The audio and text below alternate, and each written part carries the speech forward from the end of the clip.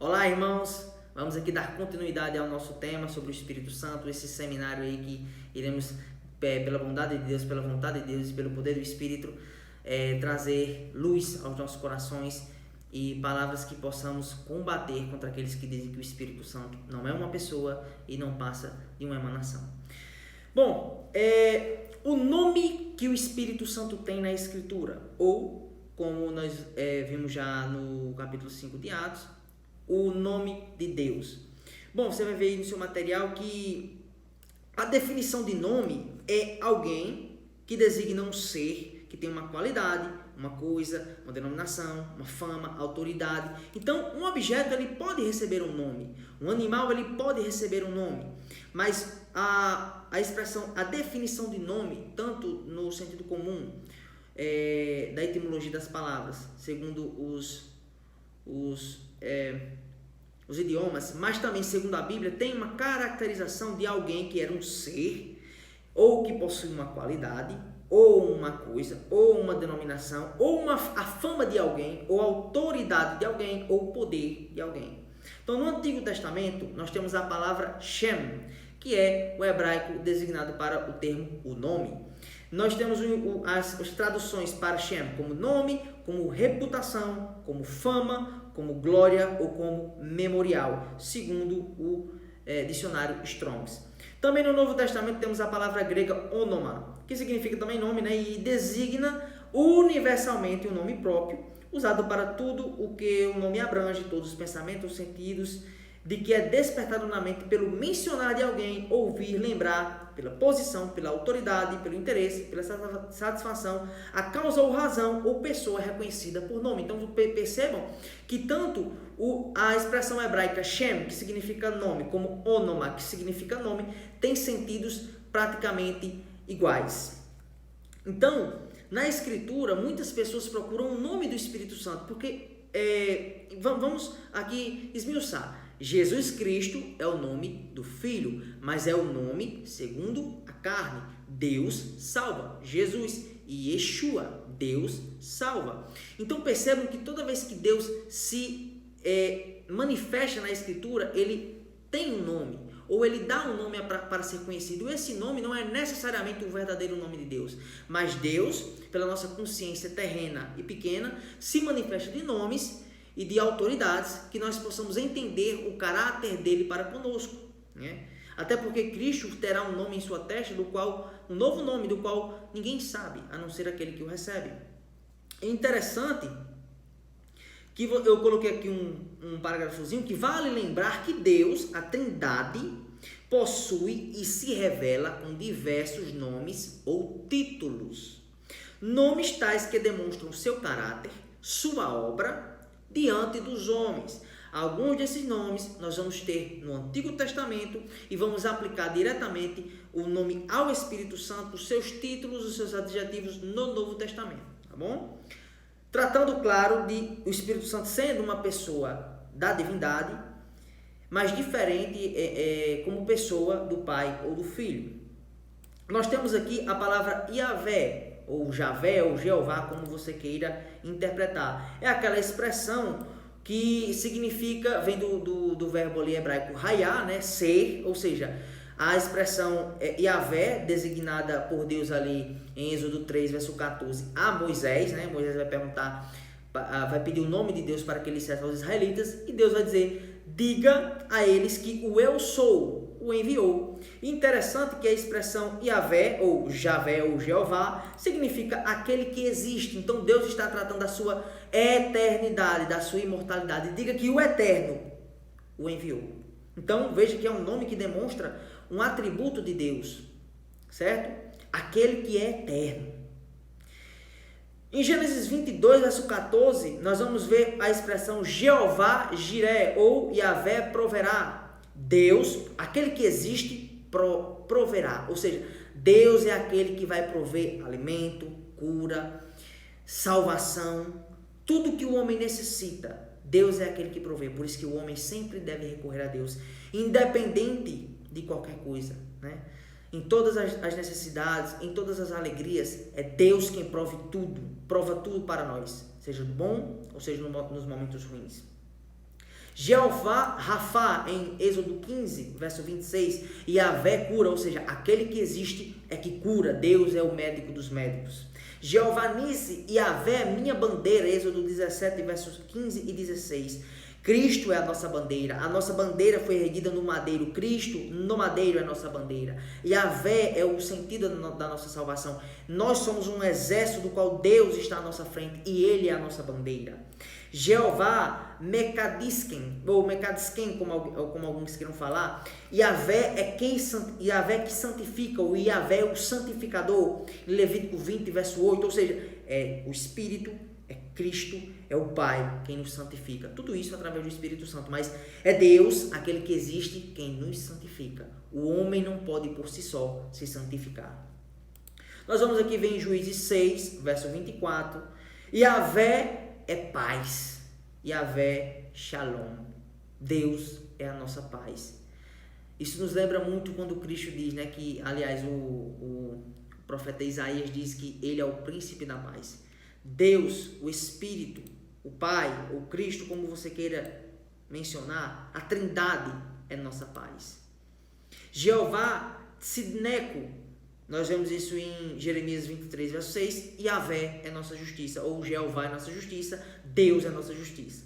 Jeová Chamar, esse aqui é tremendo, Ezequiel 48, 35, Deus está presente, Yahvé está presente em nossas vidas, dentro de nós, através do Espírito Santo, e estará conosco de forma completa e física no reino milenar do seu Filho. Ou seja, eu coloquei aqui que em ambos os testamentos o Espírito Santo tem esse nome, tem esse título também, né? Nós temos aqui a expressão Espírito de Deus, nós temos a expressão para o Espírito Santo, o Espírito de Justiça e o Espírito Purificador. Nós temos um nome para o Espírito Santo, um título, o Espírito do Senhor, o Dedo de Deus. Essa expressão braço e dedo, irmãos, é interessante porque demonstram coisas e obras tanto do Filho quanto do Espírito, né? Você vai ver que a expressão para braço mostra alguém que é forte, alguém que traz força, obras. E para Cristo, e o dedo é algo que trabalha de forma minuciosa, trabalho fino. E isso é uma característica do Espírito Santo, porque são pequenos ajustes que ele nos faz dia após dia, através da sua santificação, que nos aperfeiçoa para Deus. Ele é chamado de Consolador, o Espírito da Verdade, o Espírito Santo, o Espírito de Jesus, o Espírito da Verdade, o Espírito, Espírito do Deus vivo, o Espírito de Cristo, o Espírito da Glória, Espírito Eterno, que mostra aqui um atributo da eternidade para o Espírito Santo, e o Espírito da Graça. Coloquei aqui também, né? Vamos ler um pouquinho. Estes são alguns nomes ou títulos, vejam bem, ou títulos, nos quais Deus e o seu Espírito se revelam nas Escrituras. Eu coloquei formas onde Deus se revela com nomes ou títulos no Antigo Testamento e alguns nomes ou títulos que o Espírito Santo é mencionado no Novo Testamento. E entender que as funções que ele atua são para nós, os homens. Muitos desses adjetivos, após o Yahvé ou Jeová e ao Espírito, são aplicáveis na Bíblia às três pessoas da divindade. Então não é um nome somente para o Espírito, porque Cristo é aquele que santifica, Cristo é aquele que é a nossa paz, o Pai é aquele que traz a paz. Percebe que querer caracterizar uma das pessoas da Trindade com um nome ou com um título não é interessante. Porque isso parte de um pensamento divisório da nossa mente humana e terrena. E a divindade, de forma nenhuma, ela é divisível, ela é indivisível, única, em uma comunhão tal que a nossa mente ainda não é capaz de entender.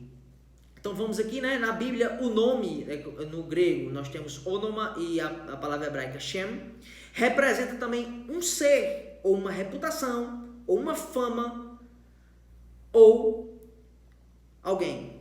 Então vamos lá. Trouxe um verso aqui para cada um desses, né? Um verso onde você vê a palavra Shem aplicada a nome. Nós vemos aqui, né, Gênesis 2, verso 14, o nome do terceiro rio é o Tigre. Como reputação, nós vemos que Deus está falando ali através do profeta Ezequiel, que diz no capítulo 36, verso 20, e chegando às nações para onde eles foram, falando do cativeiro, profanaram o meu santo nome, ou seja, o nome de Deus, a reputação de Deus foi profanada através do pecado dos judeus, onde eles foram deportados. como fama. Nós vemos aqui em Gênesis 6, verso 4, onde os homens, os Néfilins, eram chamados de homens de grande fama ou renome. Agora que já sabemos o significado de ter ou possuir um nome, vamos ao nome do Espírito Santo. Poucas pessoas atentam para isso, mas tanto o Pai, quanto o Filho, quanto o Espírito Santo tem um nome só. Eu trouxe aqui um texto mostrando o nome do Pai, um texto mostrando o nome do Filho e um texto mostrando o nome do Espírito Santo. Então vamos lá. No Pai, Isaías 36, verso 20, é incontestável o que aqui fala do Pai, certo? Agora, pois, ó Senhor, a palavra Senhor aqui é Yud-He-Vav-He, né? Nós temos a palavra Yahvé, ou como você queira falar, Jeová. Nosso Deus, livra-nos da sua mão, e assim saberão que todos os reinos da terra, que só tu és o Senhor, ou só tu és Jeová.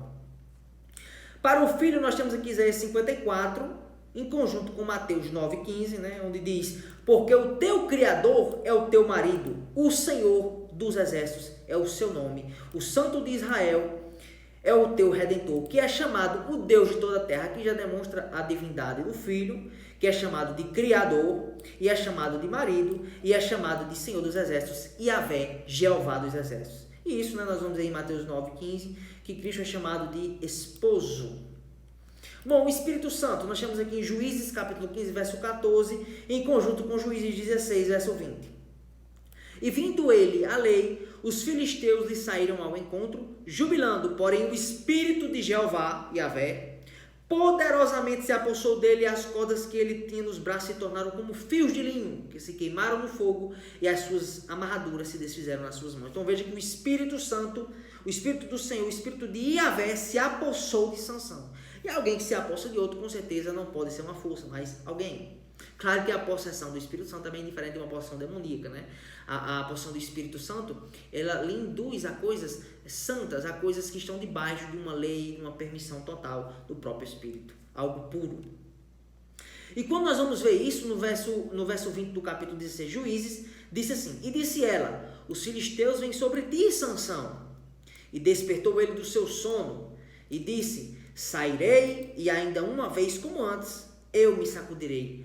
E o texto vai acrescentar: porque ele não sabia que Yahvé tinha se retirado dele.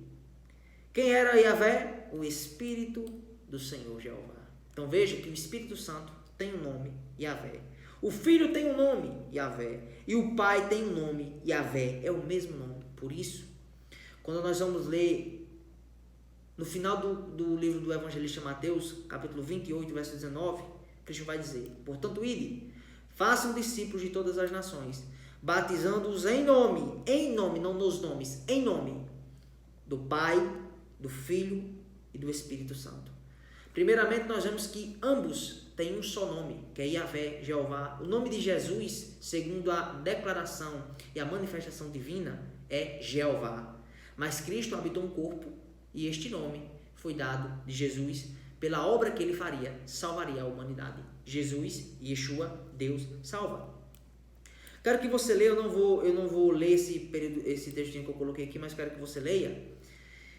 Porque, irmãos, essa distribuição do Pai como primeira pessoa, o Filho como segunda e o Espírito Santo como a terceira, eu basicamente não aceito por um simples fato de a nossa mente querer colocar o Pai como alguém muito superior ao Filho e o Filho como alguém muito superior ao Espírito. Isso não condiz com a Escritura, tá bom? Cristo, segundo a carne, quando através do seu esvaziamento vem fazer a obra redentora aos homens, Cristo se diminui abaixo do Espírito Santo. Tanto é que em Romanos 1, verso 4, a declaração de Filho de Deus através da ressurreição foi dada a Cristo pelo Espírito Santo. Então vejam que a expressão em nome do Pai, do Filho e do Espírito Santo nos diz pelo menos duas coisas. Primeiro, o Espírito Santo é alguém pessoal e é colocado em igualdade com o Filho e com o Pai. De forma nenhuma, a força faria parte do rito batismal, do rito onde manifesta e testemunha o recebimento do Espírito Santo e a obra do testemunho que é discípulo de Cristo. E segundo, a dispensação do Pai, Filho e Espírito refere-se a uma transmissão de mensagem. A mensagem e a geração de tudo vem do Pai, ao Filho e ao Espírito. Assim foi a mensagem de ser discípulo de Cristo e receber a obra redentora através da cruz.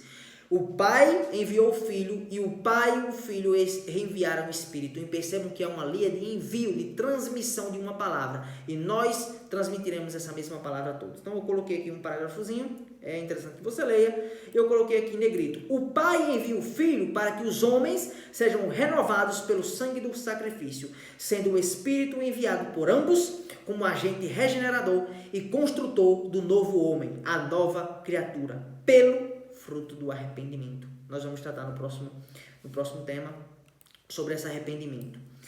Aqui eu trouxe alguns versos onde os escritores sagrados embaralham essa sequência de Pai, Filho e Espírito para demonstrar que não há uma superioridade entre as pessoas da divindade, mas ambos são mutuamente glorificados e mutuamente